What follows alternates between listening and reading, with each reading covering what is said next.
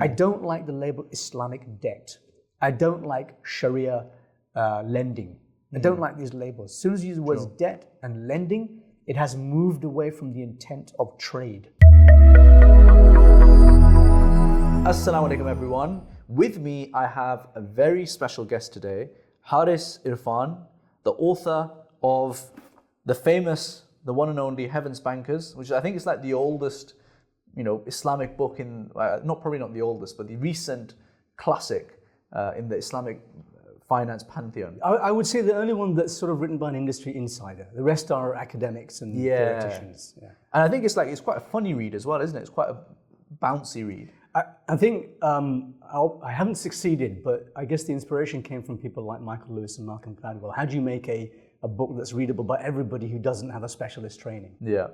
Brilliant. And Harris, you formerly founded, you were co-founder of the Islamic Finance team at Deutsche. You worked at Barclays and a number of other areas. And what I want to talk about with you in this session that we've got with you is all sorts of your insights, having been in Islamic finance, in banking, what you learned and what you think the failures of Islamic banking and finance are, what are the successes, where we need to be heading, what does a truly Islamic financial system look like. I know you're really into your crypto and alternative monetary policy, and definitely want to get into all of that. But first, why don't we just start with how it all started? What do you do in your career, and how did it work? Yeah. Well, I thought I would be observing stars in a laboratory from Palo Alto. And I know we've talked about this before. So I did physics at university, and astrophysics was my passion. And I realized I wasn't as smart as the other physicists around me. So what did I do next? I looked at interesting jobs that weren't in physics, and working in the city was one of them. So I started working in the city in the early 90s and found my way firstly into a small British merchant bank doing project finance. And back then, all the noise was about the Private Finance Initiative, which is a government public-private partnership, sort of semi-privatization. That's where I cut my teeth. And then joined Deutsche Bank, and they sent me to Dubai in 2001. And when I was sitting in Dubai as the first Deutsche banker on the ground, a lot of clients came to us and said, well, it's wonderful that you're here, but can you do these deals on a Sharia-compliant basis? And being investment bankers, we blag for a living. And we said, yeah, sure, we know how to do that, but we didn't. And we sat down at the feet of the scholars, and one of the scholars was a very famous individual called Sheikh Hussein Hamid Hassan. And essentially, he was the grandfather of the modern Islamic finance industry. So Deutsche Bank did a huge amount of innovation in those days. This is the early 2000s, and there was a huge exponential growth in the Islamic finance industry. And I would like to think that Deutsche Bank was the primary reason for that, because we invented products that had never been addressed before. So now all of a sudden, Islamic investors could have access to all sorts of asset classes with all sorts of different payoff structures. And we created our equivalent of the Manhattan Project. So if you know, in World War II, the Allied scientists gathered in the Los Alamos desert to create the atom bomb before Hitler, and the power that they were harnessing could be used for good or bad. I think we had our own version of this Manhattan Project, because we created this black box that was able to access exposure to any asset class in the world. If you wanted, think of the most haram thing you can, like pork belly futures, right? Okay. And we could replicate the return from that using this black box. It sounds insane. In retrospect, it was insane. And of course, that technology was abused. It wasn't intended to be. At that time, the big banks had started hiring young practicing Muslims, very technically capable, and they were ideologically aligned with the vision of an Islamic economic model. And I think that's one of the reasons why we were able to innovate so well, was because we were technically capable and we believed in what we were doing. We were buyers of our own product. Yeah. All good things must come to an end. And despite doing lots of funky stuff and innovating and creating new product, the sales culture of an investment bank is a very aggressive place. And once they have a generic fatwa for a particular type of technique, they may well abuse that. And they did abuse that. And we ended up, against my wishes, issuing products that were frankly highly dubious. even though they had a generic fatwa associated with them. And you're talking about Sharia wrappers here, right? Correct, yes, exactly. It's a total return swap, what we call a double wad. And this was, as I say, a black box. Money comes in, money goes out, and somehow it's transformed in the middle. There are plenty of other things I can say about that, but we'll come to that in a while. I came back from Dubai. I moved to Barclays for a couple of years, where I was head of Islamic products. And I came back to the UK in 2012, worked as a co-head of investment banking for Rasmala Group. And then 6 years ago, I left the Islamic finance, or rather the Islamic banking industry, thoroughly disillusioned with what I'd seen. Having believed that I could change something from within, I have reconciled myself to the fact that it cannot be changed from within, no matter how hard you try, and that there must be a better way of doing this.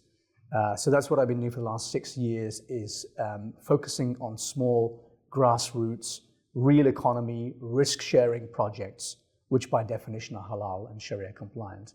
And we'll come on to that later, I guess. That's really, really fascinating as an arc, because I think you were there right at the inception of where all this stuff kicked off. I want to ask you, what do you think was the reason that led to Deutsche and I guess others then joined the fray in being quite innovative and coming up with new stuff that hasn't, I don't think, been matched since, certainly in the corporate world? Every vision, every innovative project needs a champion, and we had that champion at Deutsche.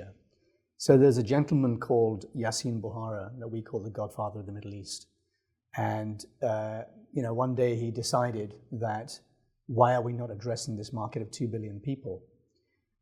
He's a very senior individual. He was in the ExCo, the executive committee of Deutsche Bank, which is the most senior management just below board level. So they dictate the strategy of the bank. They execute it. And I was somebody who was sent away to this far-off land to establish this office out in Dubai. And essentially I was one of his people to go out there and make it happen.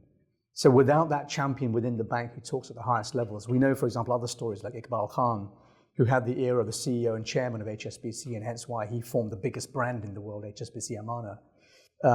These are things that you need to have happen. When the UK government issued its sovereign sukuk, there was a champion in British government, which was Baroness Varsi, who was helpful in pushing that through.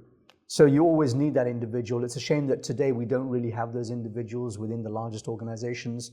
We don't have those individuals within government, certainly not in the UK anyway. You have in places like Malaysia, yes, but not here in the UK. And that's why I think the industry has stagnated.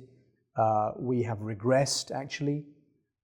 We are focusing on highly dubious products, and we're not moving forward from Islamic banking, which I think is an oxymoron. Again, something that I'd like to talk about. Yeah, really fascinating. And do you think that there's a skill set gap at all in the industry, or no? There is now a skill set gap. There wasn't before. About 10 years ago, there were very many highly qualified, technically capable people. Because they fell out of the industry, because the big banks were no longer interested post the financial crisis, you now have a pretty large gap, and that gap is starting to be filled by small Islamic fintech firms with people who don't necessarily come from a traditional finance background. So you've seen a lot of Islamic fintechs recently where you'll have a great marketing and branding team, but that's it. Or you'll have a great tech team, people who are very good at software engineering, but that's it. Or you will have people who worked as conventional bankers, but that's it. So really, it's very rare to see an Islamic fintech firm that has the right blend of skills across traditional finance, modern digital forms of it like crypto and DeFi, marketing, branding. Often I get people who come to me and say, I've had this great idea. Nobody else has had this idea. Believe me, everybody's had all these ideas. It's all about execution. Yeah, you have to have a vision, but you have to follow through on that vision. And somebody can come to you and say, I've had this idea about doing a farm of rainbow unicorns. Well, that's lovely. How are you going to execute it? Do you have people who've done that before or know how to do it? I mean, unless you, what I see of a lot of Islamic fintech firms is a lot of people who have a great idea and they assemble around themselves legal infrastructure, tech infrastructure, marketing and branding infrastructure, but they don't actually have the person who can build the engine and the chassis. If this was a Formula One race team, it would be like having a Formula One race team with all the fancy livery and logos and marketing and branding and legal and IT people, but nobody who can actually build a car. And that's what we've got at the moment. So we have this skills gap. We don't have the people who know how to build a car because they fell out of the industry 10 years ago and they were disillusioned with people like me. I've somehow kept my foot in the door and continued to work in fintech firms. So I hope that there's others. You've interviewed a number of these people on your show, and I hope they're able to give something back to the community. And I see that through various initiatives, like I formed the UK Islamic FinTech panel a few years ago. Richard Thomas has formed the hybrid halal economy Islamic finance group recently. These are all designed to solve policy issues at the government level and at other levels, HMRC and so on, and help to bring the entities, the ecosystem together and nurture it. And unless we do that in a collaborative way, we will not succeed because we are too small, we are underfunded, and we have that skills gap. Do you think that Islamic finance industry as it is today, which I guess really is, the majority of it is the big Islamic banks, there's a few investment houses knocking around, and then there's smaller fintechs. So I guess we're mainly talking about the Islamic banks here. Do you think that what's the percentage of good actors versus bad actors in that bucket? And do you think... You're going to get me into trouble now. Well, you can say a percentage, right? And then you don't have to name names. I'm going to name names. But what's interesting, I want to understand is, like, do you think it's the people that don't have the right or wrong intent? Or do you think it's a systemic thing? Or do you think it's both? It's both, yeah. First of all, the system is rotten. And we know that. We know you've written a very extensive white paper on this. We know that the financial system, monetary system is broken. And I believe we cannot fix it with our current levers that we have in the economy and in government. But also, specifically within the Islamic finance industry, we have too many bad actors. Unfortunately, the banks are bad actors because Islamic banking is an oxymoron. You cannot have a bank, which is a deposit-taking institution that creates money through the act of lending, which is the very definition of riba, however you dress it up, whatever contractual structures you use to override that, along with the phrase Islamic. You cannot have Islamic banking. You can have a non-bank financial intermediary, which is perfectly halal, 100% fractional reserve, something that you talk about and I agree with. But the moment you make it fractional reserve, every time a bank takes in £1 in deposits and lends out £10, it's created 9 new pounds. Where does that money come from? It's literally the press of a keystroke on a computer. It's digital. It's been created from nothing. So that's riba. That's a surplus, that's an excess, that's money that came from nothing. We have to stop believing that Islamic banks are our future. And unfortunately, I was a champion of Islamic banking everywhere, and particularly in the UK, for many, many years. It's only recently that I've decided, well, frankly, I've had enough of this. I've tried very hard. I've tried very hard to advocate for you guys. You lack the vision, and you lack the ability to execute anything that's outside your own narrow vision. So it's time to focus my attention on dynamic entrepreneurs who have the vision, who want to do something real, who want to do risk sharing, real economy financing on a fully reserved basis. And that's pure equity based. That's what Islamic finance should be. And we haven't done that. The banks continue to replicate conventional debt-based products. But do you think that's because there's a lack of imagination and they don't know better, for lack of another phrase? Yeah. Like they're not you. They're probably someone who's come in from conventional banking. Yeah. And why are shareholders hiring them? That's what I want. I don't know the answer. Why are they hiring them? Why would you as a shareholder say, I have $100 million burning a hole in my bank account and I want to create a bank in London and call it Sharia-compliant, and then go out and hire some random conventional banker who set up a mortgage company 10 years ago? Does that guy know anything about Islamic finance? Does he walk in my shoes? Does he know the Somali community in Birmingham, Bangladesh is in East London? No, of course not. His only brush with Islam is once a year he'll sit for an iftar dinner, with his staff, Yeah. And occasionally he'll forget not to have a meeting at 1 p.m. on a Friday. Yeah. Right? I mean, come on, why are shareholders hiring these guys who A, don't have the networks in our communities, in our industry, and B, lack cultural affinity with us, and C, lack the technical capability to execute. I'm going back to the Formula One example. If you can't build the car or the engine, why are you there?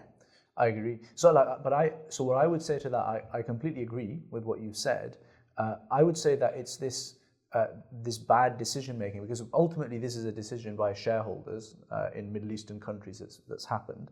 I think it's not out of evil intent, but just because they don't think in a certain way and they've made suboptimal decisions. Yeah, I feel. And then of course there's this overarching issue about the system as well. Yeah. So let's come back to the idea of are people deliberately malicious? Do they intend to do the wrong thing? I think not.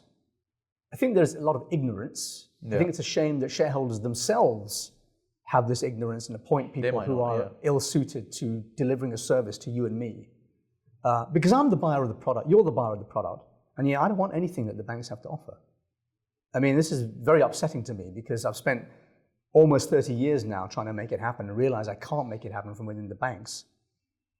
I think partly the reason is they exist in a system that rewards people for consensual thinking, for agreeing that the fiat fractional reserve system is a good system and government has our best interests at heart. I don't believe either of those two statements. So they're not looking for people with vision. People like me are a dangerous radical. And hence why I don't get any work from the banks anymore. None of them are my clients. So this is, I think, one reason. It's not a form of kind of deliberate malicious behavior. However, when you look at what we have normalized, what we as society accept as acceptable thinking, what the establishment has taught us to think, it's kind of received wisdom, it's pre-speaking Latin. We quote the IMF on various things, the International Monetary Fund, which I think is the manifestation of shaitan on earth, right? This is an organization that professes to develop underdeveloped or help develop underdeveloped countries and put in place programs to with some strings attached. Right, with strings attached, fix their problems, allegedly. And yet, the only empirical data we have suggests its sole purpose is, in fact, to exploit the global south for the benefit of the global north. It's a transfer of resources, that's all it is.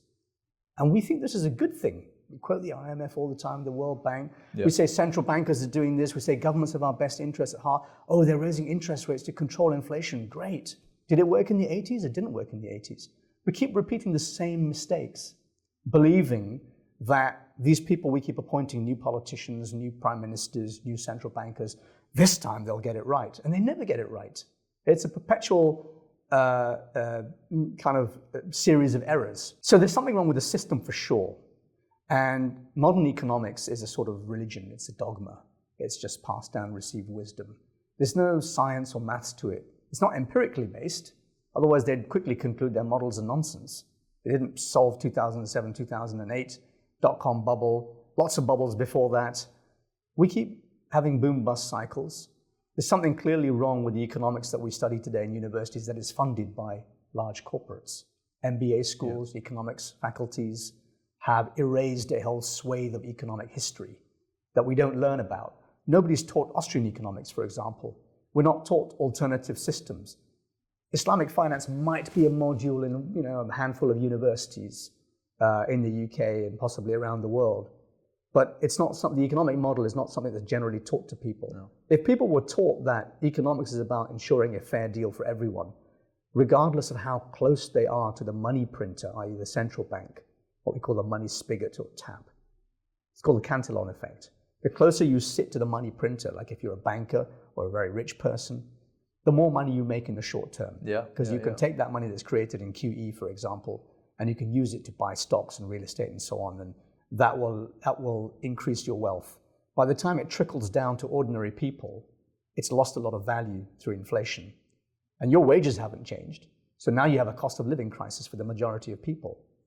And yet all we keep doing is changing the central banker or changing the prime minister or changing the finance minister and assuming the next one will get it right. You're never going to get it right until you solve the system. So there's a systemic problem. and there's a problem of bad actors in our industry. I'm also noticing, by the way, amongst Islamic fintechs, that although I'm very happy that I do meet a lot of young, dynamic entrepreneurs who are trying to do the right thing, I'm also seeing a number of Islamic fintech firms that are focusing on extremely dubious product structures and labeling them halal and Islamic. And the one that I have the biggest problem with is commodity Murabaha, or sometimes called tawarruq. It's not important exactly what that means. I mean, the analogy I would make is to contractum trinius. In the Middle Ages, as you know, the church banned usury. All interest was forbidden in Christianity. And financiers had a clever way around this. Instead of having a loan with interest, the contract that they would enter into with the borrower was 3 separate contracts, each of which was not an interest-bearing loan. But when you combined them, it had the effect of a loan with interest. And the church kind of turned a blind eye to this because, frankly, each of the individual contracts was I nearly said Sharia-compliant, was compliant with church law. But together, it was something else. It was called contractum trinius. And of course, we've come now, hundreds of years later, to the point where Christianity really has no meaningful view on usury. At least the church doesn't. Christianity does, but the church has no meaningful view on usury, which I think is a huge shame, because Christianity and Islam have much in common here. So the same thing has happened in Islamic finance. About 40 years ago, our scholars approved the commodity Murabaha, which is essentially our version of contractum trinius. Yeah. And they said, we're approving this for now as an interim measure so that you can get Islamic finance off the ground and become commercially successful.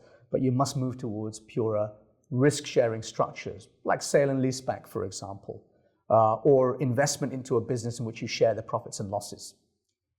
This didn't happen because all the bankers did was they got lazy and they lacked the vision. And they lacked the skill set, and they said, wow, this is fine. Everybody's approved it. My credit traders have approved it. My legal people have. My compliance people have. We're all familiar with this now, so let's just carry on with this. And for 40 years, that's what we've had.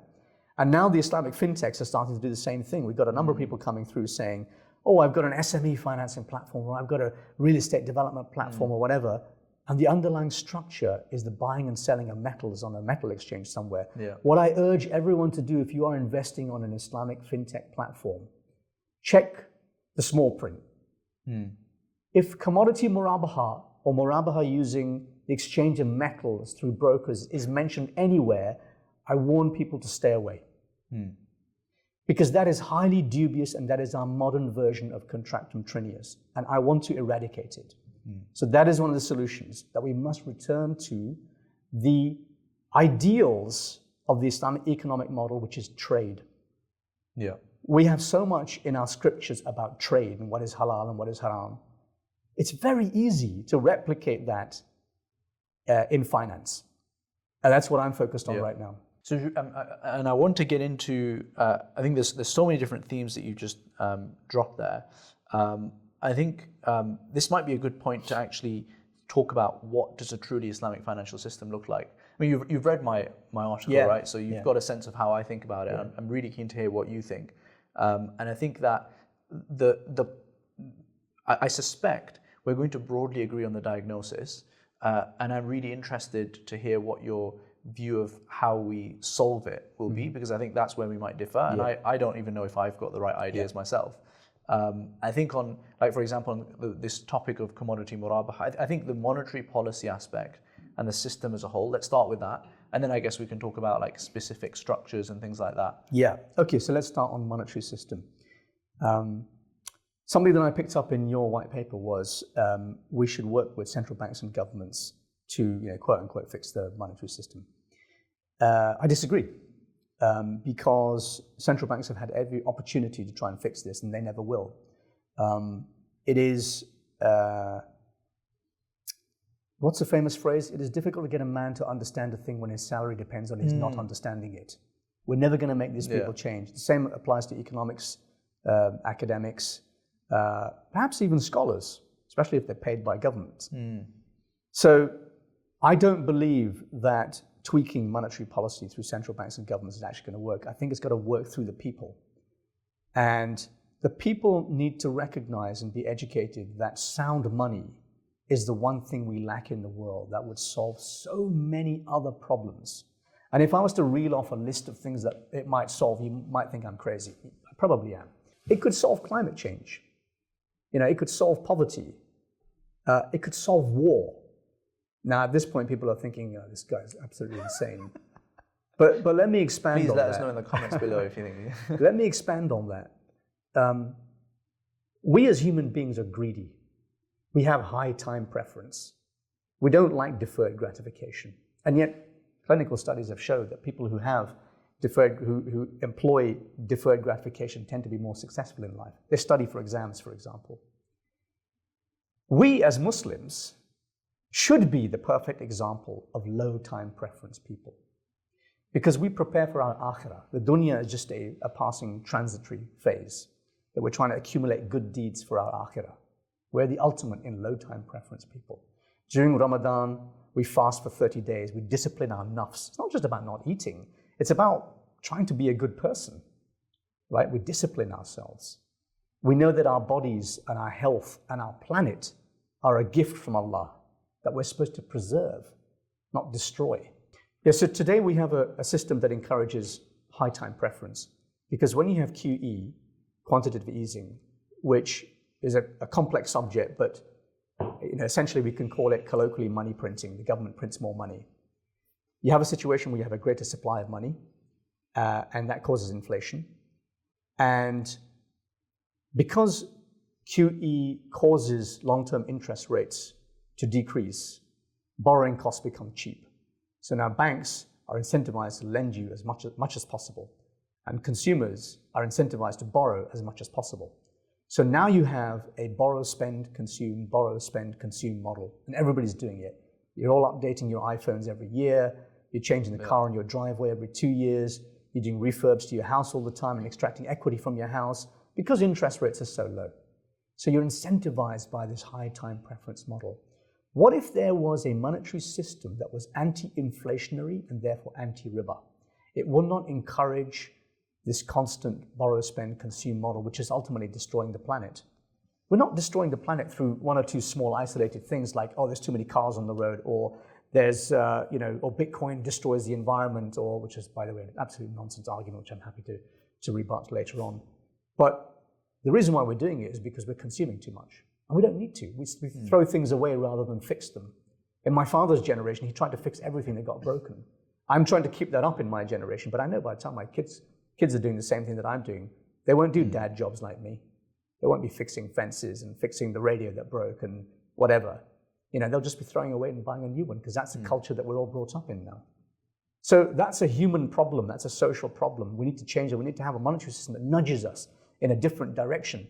So what if we had what I call a sound money, which encouraged deferred gratification by being anti-inflationary, by being anti-riba, by being scarce, divisible, fungible, secure, portable, scalable, saleable across time and space. Once upon a time, we had the gold standard. In order to expand the money supply, you obviously had to extract more gold from the ground. Sure. And that means it grows at only sort of 1.5% per annum. That requires proof of work. I believe a sound money requires proof of work. It requires labor and work to extract it from wherever it needs to be extracted, whether that's from the ground in the form of gold, or whether that's from computer algorithms in the form of Bitcoin. So when you have a monetary system that requires proof of work, it's worth something. Today, money is becoming increasingly worth less because we're printing more and more of it, so there's more and more of it in supply. Ever since Nixon removed the gold standard in '71 to finance the Vietnam War, we've had a state of perpetual war. So I was saying earlier, sound money can fix war because you can't keep printing it. Once upon a time, nations could only conduct and wage war to the extent that they exhausted their own coffers, their own treasury. And then somebody had the bright wheeze of printing more money and forcing citizens effectively to deplete their wealth through inflation. And now governments can finance war independently, perpetually. So Harris, so you're saying, I guess in a punchline, that central banks aren't it, right? That's not the route to go down. and actually we need to go down what sounds like a crypto route, like a blockchain-based crypto route. Yeah. Do you think that's fair? Yeah, I hesitate with the words blockchain and crypto because the only single use case of blockchain that actually works is Bitcoin. And I don't believe in any other crypto. I think other altcoins may have utility for purposes other than money. But as a money, whether as a medium of exchange or as a global reserve currency, I think only Bitcoin has the necessary characteristics and the network effect that so many people now have access to it and use it, that it, practically speaking, it can't be attacked. Its blockchain can't be attacked. And I always hesitate whenever I'm in conferences and panels where somebody says, yes, and I think blockchain is a great idea. And I say, well, where is it a great idea? Why is it a good idea? Oh, because it's efficient and fast and cheap. No, it's not. It's inefficient, it's slow, and it's expensive, deliberately. So let's reset our thinking of what blockchain means. And the analogy I always use is the Quran, because the Quran is on a decentralized ledger, which is millions and millions of people around the world who have memorized it from start to finish, every note, every punctuation mark. So when you're praying Taraweeh in the mosque in Ramadan and the Imam misses a beat, he misses a letter, he can be corrected by maybe 3 or 4 or 5 people in the front row who themselves also have memorized the Quran. Yeah. They are the nodes who've memorized the entire ledger of the Quran. And they are there to correct if somebody makes a mistake. And they've gone through a proof of work, the effort required to memorize from start to finish. You can't just replicate that overnight. It takes years and years of study.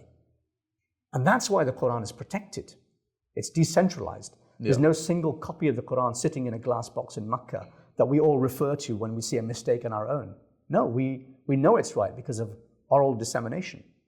So blockchain, at least as far as Bitcoin is concerned, works in a similar way. We have a series of millions of nodes around the world that have replicated. So are you saying we should go to Bitcoin? Is that? I'm saying the only solution I have seen that gets close to and surpasses the idea of a gold standard, which was the currency of the Islamic golden age of many empires before, and led to, whenever we've had a gold standard, we've had long periods of stability, low inflation, technological progress, because you had time and space to invent in arts and science and mathematics. You have time and space for human beings to become creative and to have low trade barriers and to trade with each other. So a global currency standard that is sound money, that is low inflation, that is inherently anti-riba because it requires proof of work. You can't just print it, which is what banks do. Whenever they lend you money, they've created 9 new pounds versus every £1 you've deposited. That's because they can. Do you think that the Bitcoin is better than gold? I do, yes. Gold is not portable. Gold is not as easily divisible. Gold is easier to counterfeit. I mean, we could digitize all of this. You could digitize it. You could have gold backing. You could have a crypto that is backed by gold. I'm not averse to that idea. But at the same time, I'm confused as to why Muslims think that gold is the only Islamic currency. That's not the case as far as fiqh is concerned. I'm not concerned about that argument. I'm more just concerned about, from a consistency perspective, we've got thousands of years worth of gold. So we kind of know it works. And Bitcoin is still new. You would have to implement a layer on top of gold to make it work.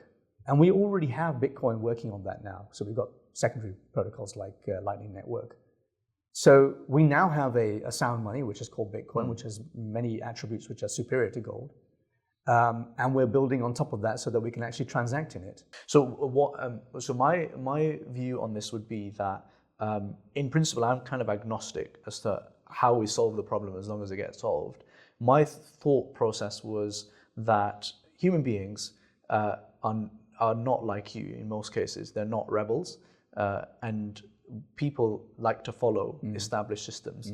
And I think systems can, every so often, but very rarely, systems can change quite dramatically. And that happens through like a very serious amount of pressure put on them, either through exogenous forces that just cause that to happen, or internally the populace rises up and says we want something.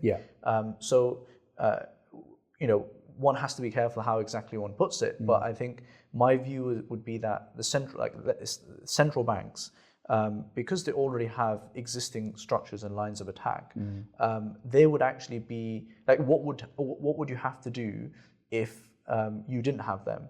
And you said, all right, we're actually going to just go entirely around them. You would have to create those systems of power to be able to implement what you want to implement. And so I guess the punchline on my side is actually what I would lobby for is for the individuals, for the community as a whole, to put pressure on these central bankers or these governments to really change. Yeah, they will use the argument of digital money to create their own digital money, which will be CBDCs, which are central bank digital currencies. So we're hearing Rishi Sunak talking about Bitcoin, or whatever he's calling it now, which I think is the most dangerous manifestation of fiat money possible. Because now you will have a form of money which the government can still continue to print and devalue. But this time, they know exactly what you bought in which store, which book you borrowed from the library, when, what are you reading, what are you thinking, what are you liking on social media. They can track everything now. And we come from a community that has been increasingly demonized in this country in the last 10 years. Yeah. And the last thing I want is to give them even more power over my movements and know as much as they can about me. Yeah.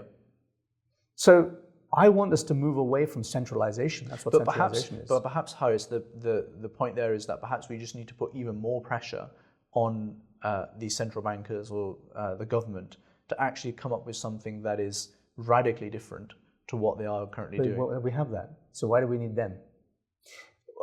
You mentioned the phrase rebel. I mean, as Steve Jobs said, here's to the rebels. He created something that nobody knew they wanted. Right? He didn't go to focus groups and say, what kind of phone do you think we all need? And he just went out and created it. And he says, hey, here's an iPhone. And everybody goes, wow, I didn't know I needed that, but I really need it now. Okay, but there's always been rebels in history. The best example is our own Prophet ﷺ. He was considered a madman by the leaders of the Quraysh, by the people of Mecca.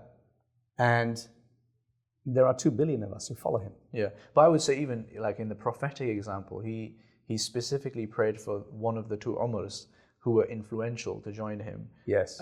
He brought on the leadership of the various different tribes through marriage. Yes.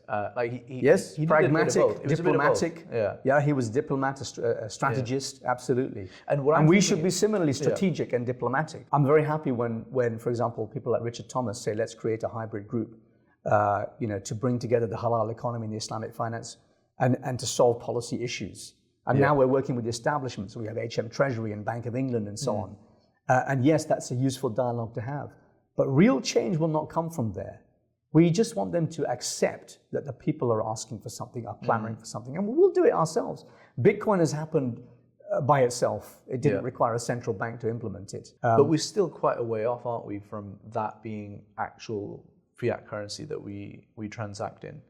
And I think the reason is partly because, as I said, people follow, right? And they like stability, they like safety, security, someone to tell them that this is okay. Maybe we need the scholars to do that. Maybe we need the scholars to come out and say, I've looked at this Bitcoin thing, and it's the most Islamic form of money I've ever seen. Sometimes they'll listen to that. The problem is they're not very savvy when it comes to financial and monetary issues. They're just not very well trained in these things. Or they'd prefer to sit on the fence and see which way it goes, which is frankly not very brave, let's be honest. So I agree with what you're saying, but I don't think Islamic scholars I don't think it's their role to necessarily replace what really would be some kind of government, right? It's not government though, they're opining on something, and the people follow what they say, so they have a responsibility in society. They have a social standing. People look to them and say, what did Sheikh so-and-so say about this issue? Oh, he said that? Oh, okay, well, I'll go ahead and do it then. I'm not going to ask any more questions. I think it's more that people won't articulate it as this, but I think it comes down to this is our money. We really care about this, right? This is the thing that holds value for us. And we don't really want to entrust it into a system where we are a bit concerned about how does the digital landscape work, who controls these apps and that sort of thing. So maybe what we're looking for is an accommodation whereby the government says, look, we won't ban Bitcoin. We won't say that it's wrong, But we will try and ensure that there are safe custodians of your wealth. Because right now, a lot of Bitcoin maximalists will say, one of the great things about Bitcoin is self-custody. I am my own Swiss private bank. I walk around with my mobile phone. I'm able to access my Bitcoin. And that's a good thing. It's good to have possession of your own encrypted keys. But it also means that, my mother, for example, would never be able to access her Bitcoin if she owned Bitcoin. I mean, it's just too technically complex for her. So I can see a market for regulated custodians of that wealth who hold your encrypted keys. I don't personally like it very much. For me, a lot of Bitcoin is about decentralization and self-custody. But I can understand why people might want that. So that's an accommodation that a government can help us reach. Yeah. And do you think that there's something to the idea that well, two ideas. One is, the positive money argument, which I put forward in the white paper, which is kind political money. Yeah, it's more we influence the government heavily enough and make sure that there are checks and balances where the printing of money is sat with the government that is actually a true agent of the people, and then they distribute that out through the economy. So that's one idea I wanted to ask you about. And the second is, we'll get to the second. Why don't we talk about that? I don't believe that governments can be trusted to do that. I don't believe they can be trusted to be responsible. They will always look to the solution of printing money. And anytime you give them the power to print, I believe that they're causing suffering, oppression to the people. So it's really important that we separate state and money. I'm a fundamental believer in the separate, just as state and law should be separate, state and money should also be separate. The famous example is Imam Abu Hanifa, who was flogged, imprisoned, poisoned, probably by the ruler, who had asked him to become a judge for him. The governor of Kufa had asked Imam Abu Hanifa to be the governor, and he says, why would I do this? If he asked me to cut off the head of a man, would I have to oblige? Yeah. So he recognized that the law must be separate from state. And I also believe that money must be separate from state. And actually, we have our own prophetic example. The example of the companions who asked the Prophet ﷺ to fix prices in the market because prices were spiraling out of control. And he thought about this and he said, prices are in the hands of Allah. Yeah. He didn't want to be responsible for oppressing his people by setting the prices. He believed in a free market. Of course, there are checks and balances. Of course, there's protection of the weak, of the vulnerable. Modern constructs like the Mergers and Monopolies Commission, or whatever it's called now. Yeah, CMA. Yeah. CMA are, they are evolutions of a form of capitalism that we deployed 1400 years ago, when the Prophet ﷺ said, don't ride out to meet the caravans outside the city walls. Otherwise, you'll manipulate the prices in the market. You'll capture the market and you'll sell at a high price to people in the market. And that's a form of preventing a monopoly. So we have checks and balances that protect the weak and the vulnerable and ensure a functioning but free market. Yeah. What I would say as a counterpoint to that is, sure, governments are one of the least trustworthy things these days, but the counterpoint could be that you're putting power in the hands of someone else. That's the inevitable reality. Are we? Who are you putting hands in the power of? Let's say we have a Bitcoin monetary system and prices are allowed to rise and fall naturally according to free market forces. And you have regulations in place that assure consumers of certain types of protections, such as anti-monopoly. Prices are now being dictated by a free market, the invisible hand. What I mean by that is you've got the central bank, which currently does its money printing stuff, and then the government and the establishment is the veneer through which we interact with this printing press, and we trust this veneer, and we believe, okay, what it's saying, it must work. Yeah. We don't really understand the printing press. And I think the same is the case with Bitcoin or any other proof of work. But it isn't, because who's the CEO of Bitcoin? Who runs it? So what I'm saying is that you've got this technology, but actually the reality is when you interface with it, you're going to be interfacing with it through some kind of wallet, through some kind of media, through some people like you who are influencers or leaders. And so the question is now, still for the average person who doesn't really have the ability to look at things, who do I trust? Okay. And so let's talk specifically about Bitcoin. Who can influence the price of Bitcoin? Presumably the whales, these people who hold huge wallets of large amounts of Bitcoin. We've seen virtually no movement in those wallets. Maybe those people are dead. Maybe the wallets are dormant for other reasons we don't know. But there has been no overt price manipulation. Any attacks on Bitcoin have been rebuffed. Yeah. Whereas there are a small group of people who do control fiat currencies. Yeah. So I agree with Liz you on this, Truss by the way, and Kwarteng come to power, and suddenly the pound drops to 106. Yeah. Because they're basically numpties, massively incompetent individuals. And what I'm saying is, how can society allow a small group of individuals, especially a government as we see now in the UK, who have been shown to be very populist?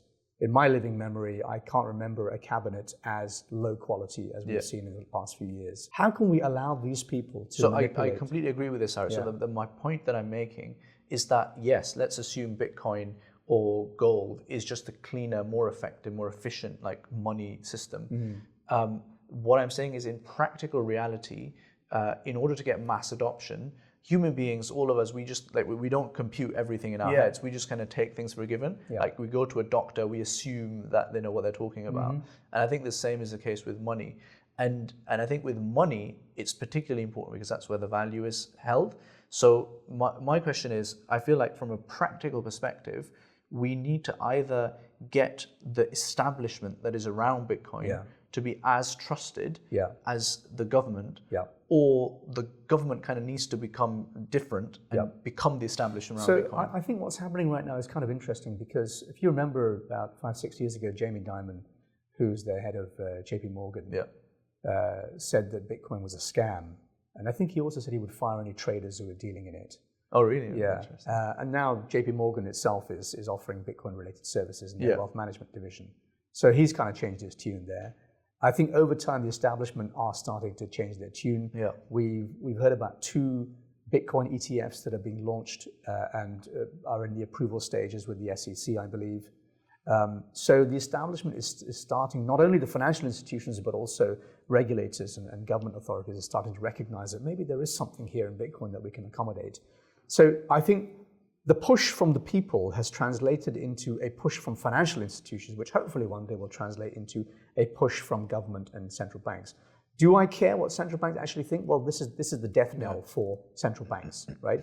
If you have a sound decentralized money, central banks don't need to exist. So they will push back on this. And the World Bank will push back on it, and IMF will push back on it. Of course, right? Of course. It's their job not to believe in this stuff, which is why I believe the IMF is a manifestation of Shaitan on earth. Yeah. Because by its actions, I see that it does some incredibly oppressive things to the world. I actually think you're completely right. I think it's like this, it's the how of how we do this, which is interesting to me, because what we're calling for here ultimately is complete system overthrow, right? It's just taking the people who have power currently right now and changing that.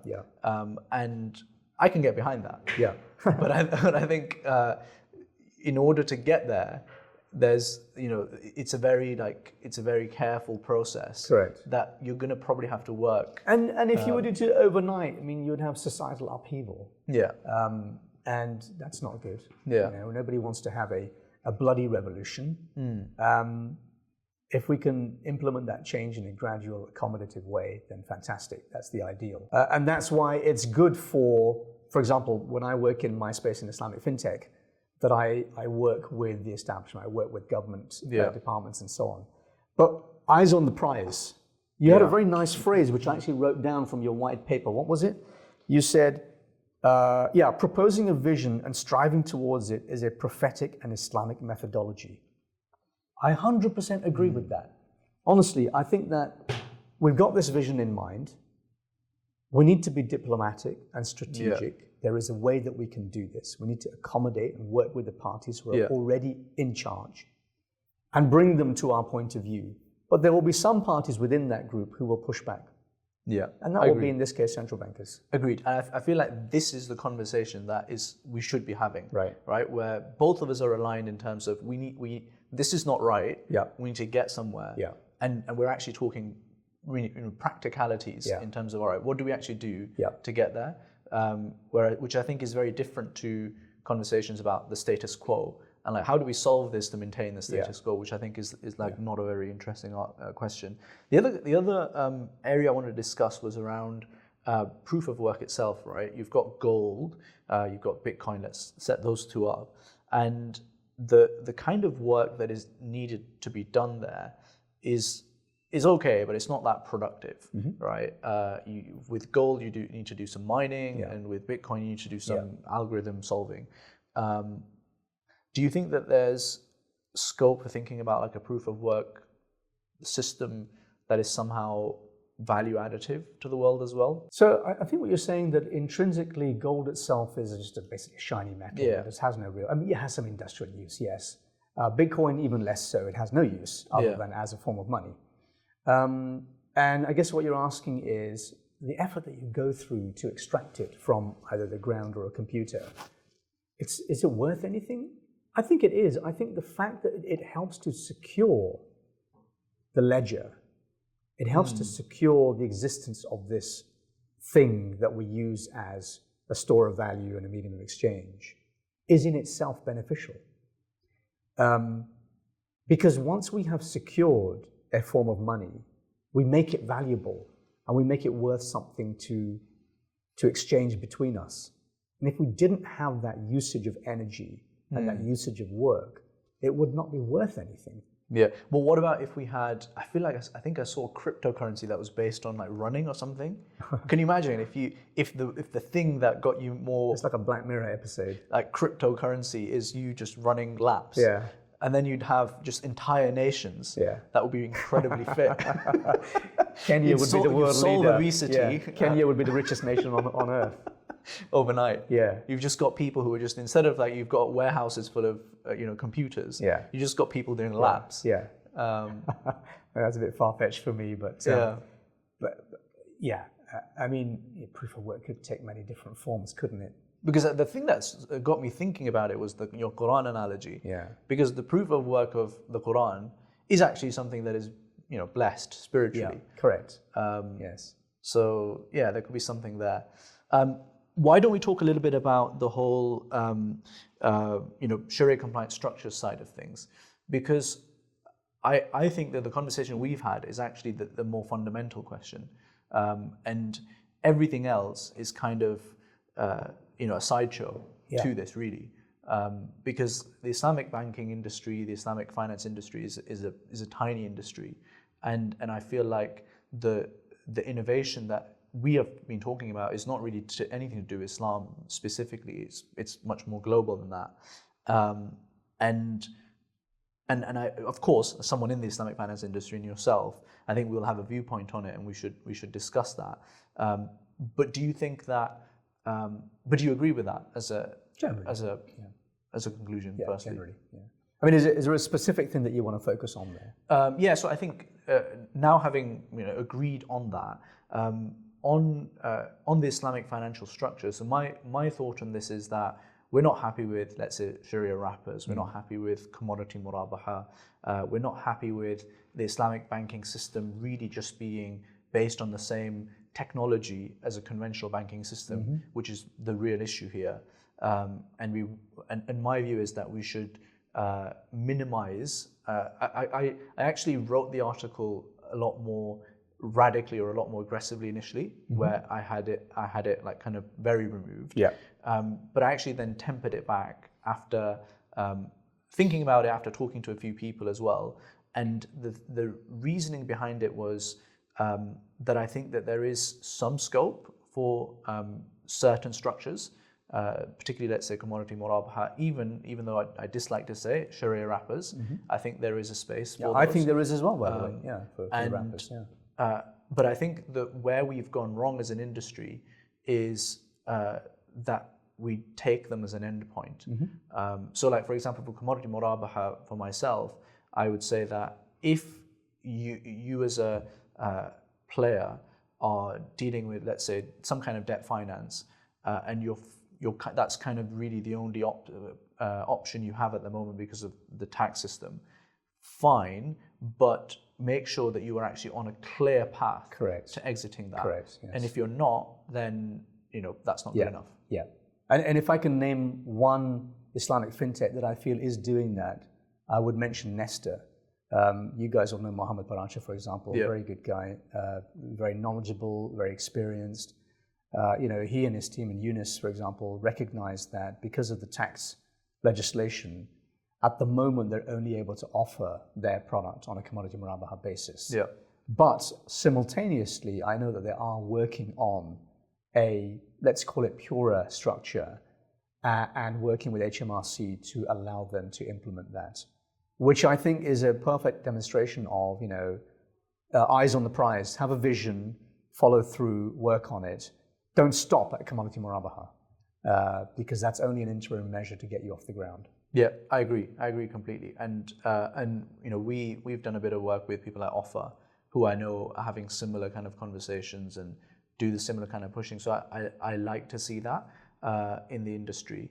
I'm interested to hear about your experiences with Islamic scholars and Sharia rappers and commodity Murabaha, particularly in the Middle East, where I feel like it's kind of indefensible at this stage. Yeah, the scholars are not generally, there's not much demand for structured products let me rephrase that. There is demand for structured investment products, but there's not much supply of these complex Sharia wrapper, total return swap, derivative type products, because the banks don't have the technical capability to produce them anymore, because those people are they're gone elsewhere. Retired, Yeah. But as far as commodity Murabaha is concerned, probably 90% of all financing business, by which I mean debt, is being done on a commodity Murabaha basis by Islamic banks worldwide, which is a travesty. I mean, it's horrendous. It's as if the entire industry effectively has accepted that we just do this fake transaction and call it Islamic, and give it an Islamic label. And here in the UK, the penetration rate of Muslim households by an Islamic bank is 2%. That's my own number, which is horrendous. We know that riba is one of the 7 most heinous sins, and yet we've completely normalized it. And only 2% of the households in this country have an Islamic bank account. How is that even possible? They've got a monopoly position. It would be a slam dunk no-brainer to bring these customers, and they didn't do it because they lacked that vision, and they went down the commodity Murabaha route. And Muslims are not stupid. They look at that and say, well, I'm not understanding how this can be Sharia compliant, because it looks like you just crossed out the word interest and wrote profit, and you're just charging me more for it. It doesn't look very ethical to me. So, in the UK, I thought it was a lot more diminishing musharaka, right? The mortgage products have now, obviously post the tax legislation, have moved towards diminishing musharaka, which I suppose is a good thing. But of course, fundamentally, it's still based on a fractional reserve system. So it's a bank. It takes in deposits. It lends out more than it takes in deposits. And therefore, it's creating new money. And therefore, that's basically riba. So we can call it diminishing musharaka and ijara, and we can have all sorts of nice wakala and whatever structures. Ultimately, underneath it is a fractional reserve system. Yeah, it's still a bank. You're a bank. So the question I have then is this even a conversation worth having, right? Because it's still a bank. And so I'm so disillusioned that it's probably goes both ways. They won't work with me, I won't work with them. We see some players in the market, people like FIDA, an example of PFIDA, used to be called Primary Finance. FIDA are an example of good actors, very good actors, mashallah. I mean, these are practicing solid guys who had a problem, a financial problem they needed to solve, and they created that solution, which is a debt-free home financing product. And it's an excellent product. I hope, inshallah, it becomes commercially successful. They have had a very successful fundraising round, and it's a good example of grassroots activism, demonstrating directly to the people that here is a better way of financing your homes in a halal, ethical way, without getting involved in debt or riba. And the community has responded. They've raised a lot of money. they have liquidity capital, they have operational expenditure. And I think that's an example of, mashallah, very good success, and I hope Allah gives them continued success. And that's away from banks. That's away from fractional reserve institutions. I'm now so disillusioned with the banking sector that I honestly couldn't care less what happens to them. What do you think now, coming back to Haris, the individual, Kabzi, the individual, me, the individual, what should we be doing? Because the reality is we need to have a bank account somewhere. And the reality is we need home financing, which is like the only scale providers are currently the Islamic banks. What do you think is the pathway that us three should be treading? Yeah, I wrote some notes on this actually. I think there's a number of things that we can do actually. First of all, you know my views on commodity Murabaha. Sure. And I stay away from that. Even when I know that a player is moving towards a purer structure, I still won't touch the commodity Murabaha. As far as I'm concerned, it's a modern version of contractum trinius. The second thing is where you have an investment vehicle that professes to be risk sharing, but actually underlying it is a debt structure, I have a problem with that. I don't like the label Islamic debt. I don't like Sharia lending. I don't like these labels. As soon as you use the words debt and lending, it has moved away from the intent of trade. Trade is halal, riba is haram. Now, I'm not saying that those things are haram at all. That's not what I'm saying. I'm saying that they're disappointing. And we certainly don't need to use commodity Murabaha. Even when there's a tax issue or whatever, there are solutions, but people just don't want to work towards those solutions. As I say, Muhammad and Yunus at Nestora are an exception to that. They are working towards that solution. So that's the first thing. Let's not normalize riba, right? So in our pensions, for example, many of us will have bonds automatically allocated by our pension provider. Agitate with our pension providers and say, I would like to have a Sharia-compliant alternative. Do you have sukuk portfolio? By the way, I think sukuk are problematic as well because of the purchase undertaking. But certainly there is sometimes an asset basis to that. I think there is a type of sukuk that I'm creating now, which I'll talk about later, which I think goes further than that because it's true risk sharing, it's truly based on the underlying assets. But agitate with your pension providers, for example. What else can we do? Use non-commodity Murabaha, non-bank fintech platforms, people like Fiverr. This is a debt-free, non-commodity Murabaha home financing platform. There are one or two others, but unfortunately, I think a lot of new Islamic fintechs are falling into the trap of going down the commodity Murabaha route because they read some scholar had said it was okay, and they don't know any better, so they carry on. And that's a form of ignorance. And if they know better, then honestly, I think that's pretty devious. So what about banking though, Haris? So, I mean, a bank account is a place because I feel like all of these points are what is a bank? What does a bank do? It gives me a bank account where I store my money. So I can go to an electronic money institution. Don't earn any interest there. I can use a normal high street bank as long as I don't earn interest. I mean, I'd rather not because then I'm contributing to their business. And allowing them to lend.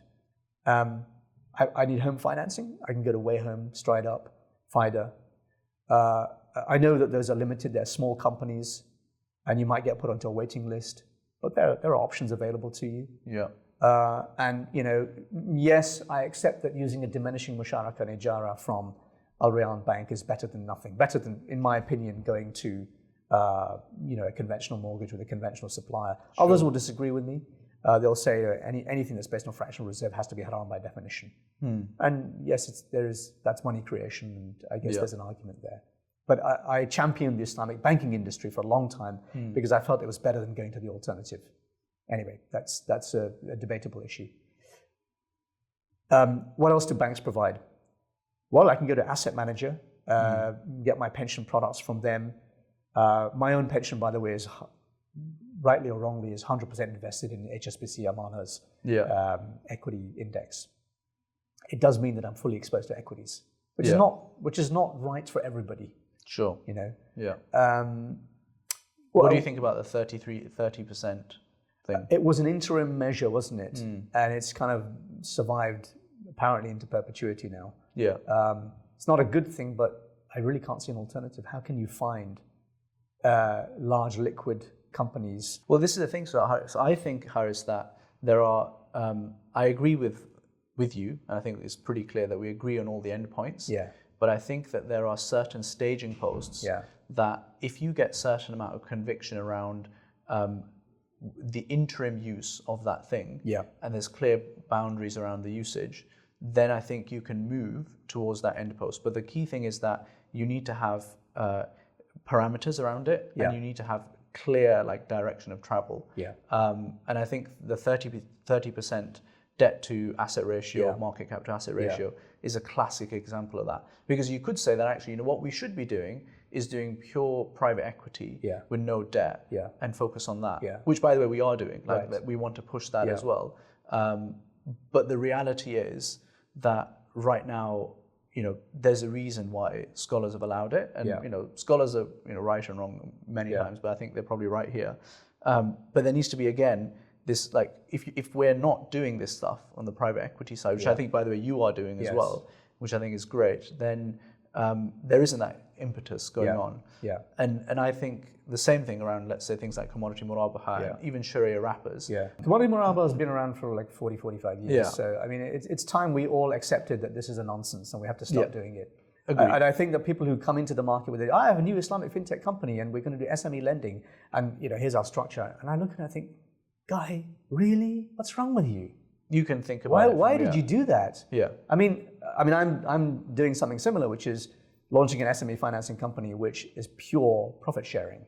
So we because issue you're these thinking notes. about it from first principles, right? Everybody should do that. Don't put a halal label on it. I'm urging Muslims, please stop buying things with a halal or Islamic label without doing the research. So that's what I'm doing with my own business now. I've launched a company called Cordoba Capital Markets, which is CCM, which finances medium-sized businesses, profitable, boring businesses, not speculative businesses, to finance their working capital by issuing notes, which is like a sukuk, which we call PPNs, profit participating notes. And we segregate a particular business activity or a particular asset that the investor has exposure to. And the company makes a profit against those assets, or maybe it makes a loss, but we try and do our due diligence much more carefully than a bank would do due diligence on a lending instrument. We do a lot more in depth than they do.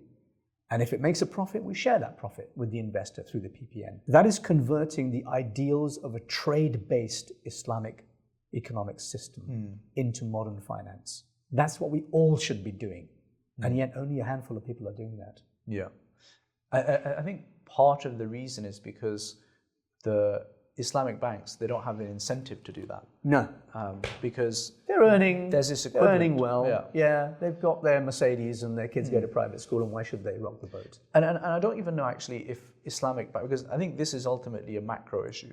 I think all bankers, if they're operating within a system that incentivizes certain behavior, will just carry on doing that certain behavior. Exactly right, yes.